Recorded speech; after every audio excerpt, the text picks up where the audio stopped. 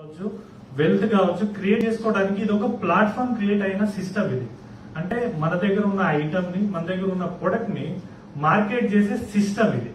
So ఇదే system ని మనం ట్రెడిషనల్ లో కూడా అమ్మొచ్చు. ఒక సంతూర్ సోప్ ఉంది ఎగ్జాంపుల్ కి, 5 రూపీస్ కి తయారవుతుందని చెప్పి అందరికీ తెలుసు మాక్సిమం పీపుల్ కి. అయినా 30 రూపాయలకి ఎందుకు కొన్నాం అంటే మన దగ్గర రావడానికి 30 రూపాయలు అవుతుంది, కానీ రిమైనింగ్ 25 రూపీస్ అయితే మార్జిన్ ట్రెడిషనల్ లో వెళ్తుంది. అదే 25 రూపీస్ మరి నెట్వర్క్ మార్కెటింగ్ లో షేర్ అవ్వాలి కదా.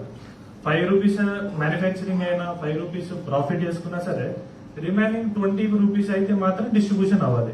కానీ నెట్వర్క్ మార్కెటింగ్ లో ఆ 20 రూపీస్ కూడా డిస్ట్రిబ్యూట్ అవ్వట్లేదు. రీజన్ ఏంటని చూస్తుంటే కొంతమంది కీ లీడర్స్ వరకు మాత్రమే అవి ఉంటున్నాయి. అంటే మన పాలిటిక్స్ లో ఉంటుంది చూడండి, మన ఒక స్టేట్ కి ఒక సీఎం ఉంటారు, ఆ సీఎం కింద ఎంపీలు, ఎమ్మెల్యేలు, ఆ గ్రామ సర్పంచ్ అంతే, అంతవరకు ఆగిపోతుంది సంసారం అంతా. ఇక కింద నిధులు అవి ఏది వెళ్ళదు చూడండి.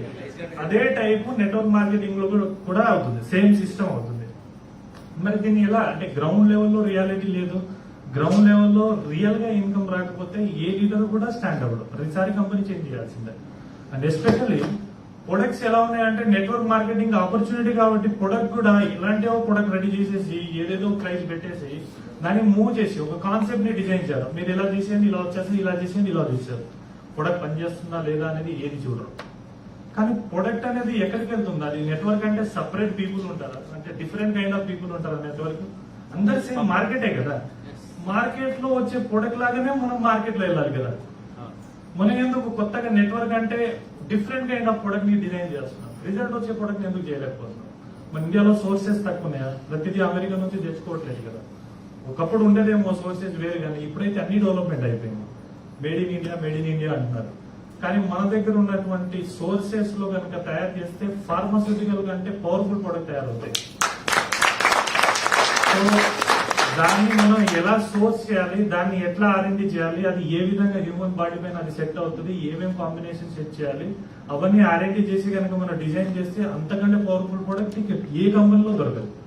ఈ రోజు ఎందుకు ఎంఎన్సీ కంపెనీస్ అని ఇండియాలో రూల్ చేస్తున్నాయి, ఆ కంపెనీలో ఉన్న ప్రొడక్ట్ ఎందుకు చేస్తున్నాయి అంటే వాళ్ళు ఆర్ఎండి చేసి తీసుకొస్తున్నారు ప్రొడక్ట్ ని. ఏదో కాపీ పేస్ట్ చేయట్లేదు, ఏదో కంపెనీలో ఏదో కంపెనీ అమ్ముతున్నదని చెప్పి కాపీ చేయట్లేదు. వాళ్ళు కష్టపడి మనం ఒక డిఫరెంట్ గా వెళ్ళాలి, మనకు వర్తబుల్ ప్రొడక్ట్ డెలివరీ చేయాలనే కాన్సెప్ట్ లో వాళ్ళు ఆర్ఎండి చేస్తున్నారు. అందుకే ఆ ప్రొడక్ట్ 100% క్వాలిటీ రిజల్ట్ ఓరియంటెడ్ ఉంటాయి. కానీ మన దగ్గరకు వచ్చేసరికి ఏంటి, ఒక దుకాణం బాగుందంటే దాని ముందే 99 రూపీస్ దుకాణం ఓపెన్ చేస్తారు. అండ్ మన దగ్గర కూడా అంటే ఇండియన్ ఎమోషనల్ మార్కెట్ ఇండియా. ఎందుకంటే 100 రూపాయలు పెట్టి క్వాలిటీ ప్రొడక్ట్ అమ్ముతున్నాడు ఒక అతను ఎదురుగానే వరస్ట్ ప్రొడక్ట్ 99 రూపీస్ పెట్టి అమ్ముతున్నాడు. మన వాళ్ళు ఎక్కడికి వెళ్తారు? 1 రూపీ డిఫరెన్స్ కోసం 99 దగ్గరికి వెళ్తారు. సో దాంట్లో కూడా మళ్ళీ ఇంకేమైనా తగ్గుద్దేమో ట్రై చేసి దాంట్లో 90 రూపీస్ కి బై చేయడానికి ట్రై చేస్తాం. బట్ అది రియల్ గా క్వాలిటీయా లేదా, అది మనకు పనిచేస్తుందా లేదా ఒక్కసారి కూడా మనం టెస్ట్ చేయాలి. అలాంటిది నెట్వర్క్ మార్కెటింగ్ లో కూడా మనం ఒక టైంకి వండుకుంటే కూరగాయలైనా సరే ఒక టమాటా వండడానికి 10 సార్లు పిసికి మరి కొంటాం, ఓన్లీ టమాటా 1 టైం తినడానికి. అలాంటిది నెట్వర్క్ మార్కెటింగ్ లో ఆ ప్రొడక్ట్, ఆ ప్లాన్ అది నాకు సూట్ అవుతుందా లేదా ఒక్కసారి కూడా ఆర్ఎండి చేయాలి. దాన్ని తీసుకొని మనం మార్కెట్ లో కనుక వెళ్తే లేదా మన ఫ్రెండ్స్ దగ్గరికి వెళ్తే అది రెస్పెక్ట్ ఉంటుందా లేదా, వాళ్ళకి యూజ్ అవుతుందా లేదా అనేది ఏది ఆర్ఎండి చేయాలి. అందుకోసమని ఈ రోజు 2% మాత్రమే సక్సెస్ ఉంది నెట్వర్క్. 98% ఏంటంటే వాళ్ళు ఇండిపెండెంట్ గా డిసిజన్ తీసుకోలేకపోతున్నారు కాబట్టి ఫెయిల్యూర్ అవుతారు. మన లైఫ్ మన కంట్రోల్లో కనుక ఉంటే మనం ఎలా కావాలంటే అలా మనం డైరెక్షన్ లో దాన్ని డెవలప్ చేసుకోవచ్చు. కానీ మన లైఫ్ ని కాలు ఎవరో వాడుతున్నారు, చేతులు ఎవరో లాగుతున్నారు, బ్రెయిన్ ఎవరో యూజ్ చేస్తున్నారు, మనం ఏం చేస్తున్నామో తెలియట్లేదు. టైం మాత్రం 24 అవర్స్ అయిపోతుంది. సో ఇలాంటి సిచ్యువేషన్ లో మనం సక్సెస్ ఎలా అవుతాం నెట్వర్క్ మార్కెటింగ్. సో అందుకోసమనే నేను బ్రదర్ ఒక 1 ఇయర్ దీన్ని ఆర్ఎండి చేశాం. అంటే డెఫినెట్లీ గ్రో అయ్యే సబ్జెక్టే. 2042కి మన ఇండియాలో $120 బిలియన్ మార్కెట్ ఉంది. ఓన్లీ ప్రొడక్ట్ దే, నేను ఇంకా టెక్నాలజీ లైఫ్ స్టైల్ ఏమీ లేదు. ఇంకా ఓన్లీ ప్రొడక్ట్ కనుక డైరెక్ట్ సెల్లింగ్ లో మూవ్ ఆన్ కనుక అయితే ఇప్పుడు వెళ్తున్న సిస్టమ్ లో $120 బిలియన్ అంటే 10 లక్షల కోట్లు. అంబానీలో 5 వస్తారు సార్. కానీ అంబానీకి ఉన్న టర్న్ ఓవర్ లో 50% షేర్ చేయలేదు కదా. నెట్వర్క్ మార్కెటింగ్ లో పాసిబిలిటీ ఉంది. సో స్టెబిలిటీ, విజన్ అండ్ పేషెన్సీ కనుక ఉంటే మనం డెఫినెట్లీగా ఈ సిస్టమ్ లో కరోడ్పతిని గ్యారంటీ అవుతాం. సో మెయిన్ ఏంటంటే ప్లాన్ లో ట్రాన్స్పరెన్సీ ఉండాలి. గ్యాంబ్లింగ్ అనేది ఉండకూడదు. ఈ రోజు ఉన్న 99% ప్రతి కంపెనీ గ్యాంబ్లింగ్ ప్లాన్సే ఉంటాయి. రియల్ గా మీరు చేసే బిజినెస్ కి మీరు కౌంట్ చేసుకునేలాగా ఉండాలి డిజైనింగ్. ఏదైనా సరే మీకు కమిషన్ ఎంత కావాలో మీరు ఓన్ గా డిజైన్ చేసుకునేటువంటి ప్లాన్ కనుక ఉంటే మీరు దానికి ఎంత టైంలో మీరు ఎంత ఎర్నింగ్ చేయాలనేది మీరు ఆ టార్గెట్ విజన్ పెట్టుకొని మీరు వర్క్ చేయగలుగుతారు. నాకు 1 lakh వస్తుందేమో అనే కాన్సెప్ట్ లో నేను 1 year 2 year 3 year వర్క్ చేస్తూనే ఉన్నాను. లాస్ట్ 5 years అయిపోయిన తర్వాత ఆ కంపెనీ మారి ఇంకో కంపెనీకి వెళ్ళి మళ్ళీ సేమ్ వర్క్ చేసేసరికి నా ఫ్యామిలీకి కానీ ఏదైనా సరే సర్వైవ్ అవడానికి నీడ్ ఉన్న మనీ నా దగ్గర లేకపోతే లాస్ట్ నెట్వర్క్ మార్కెటింగ్ వదిలేకపోతే ఇంకేం చేస్తారు? ఆ పర్సన్ మార్కెట్ లో ఏం చేస్తారు? Network marketing is the concept అని అంటారు. సో ఫస్ట్ ఆఫ్ ఆల్ మనం చూజ్ చేసుకోవాల్సింది ప్రొడక్ట్, ప్లాన్ అండ్ సిస్టమ్. అంతే. ఇవి 3. ఇవి నెట్వర్క్ మార్కెటింగ్ అంటే it's separate kind of marketing system ఏం కాదు. ఇది ఆల్రెడీ మార్కెట్ లో ఉన్న కంపెనీయే, అంటే మార్కెట్ లో ఉన్న సిస్టమే. ఎల్ఐసి అమ్ముతున్నారు, మార్కెట్ లోనే అమ్ముతున్నారు. ఏజెంట్ త్రూ సేల్ చేయొచ్చు, కానీ మార్కెట్ లోనే అమ్ముతున్నారు. రియల్ ఎస్టేట్ మార్కెట్ లోనే అమ్ముతున్నారు. ప్రతిదీ మనమే కొంటున్నాం, ఇంకెవరో కొనట్లేదు. కానీ మనమే కొంటున్నప్పుడు, మనమే వాడుతున్నప్పుడు అది 1-10 సార్లు చూసుకొని కనుక కొనగలిగితే 100% మనం సక్సెస్ అనేది అవుతాం. సో ఆ బేస్ లోనే ఒక 1 year పాటు మేము R&D చేసి ఇండియాలో చాలా కంపెనీస్ ఉన్నాయి. అంటే దగ్గర దగ్గర మేము R&D చేస్తున్నప్పుడు 3 లక్షల కంపెనీస్ ఉన్నాయి, ప్రొడక్ట్ బేస్డ్ కంపెనీస్ ఇండియా. అప్పటికి ROCలో అవుతుంది. దాంట్లో నాకు తెలిసి 1 లక్ష కంపెనీ క్లోజ్ అయి ఉంటాయి. ఇప్పటికి క్లోజ్ అయ్యి కొంతమంది అది ఏదో అయ్యి ఉంటది. 3 లక్షల కంపెనీస్ లో ఏ ఒక్కటి కూడా R&D బేస్డ్ కంపెనీస్ లేవు. దాంట్లో అమెరికన్ గానీ, జర్మన్ గానీ, మలేషియన్ కంపెనీస్ మాత్రమే R&D బేస్డ్ కంపెనీస్ ఉన్నాయి. ఇండియాలో ప్రతి కంపెనీ కూడా కాపీ పేస్ట్. ఒక కంపెనీ స్పిరిల్ లాంచ్ చేసింది 500 రూపాయలకి, ఇంకో కంపెనీ 400 లాంచ్ చేస్తుంది, ఇంకో కంపెనీ 350. ఒక కంపెనీ బైనరీ కాన్సెప్ట్ 10,000కి 1,000 రూపాయలు అంటున్నాడు, ఇంకోటి 9,000కి 1,000 రూపాయలు అంటున్నాడు, ఇంకోటి 5,000కి 1,000 రూపాయలు అంటున్నాడు.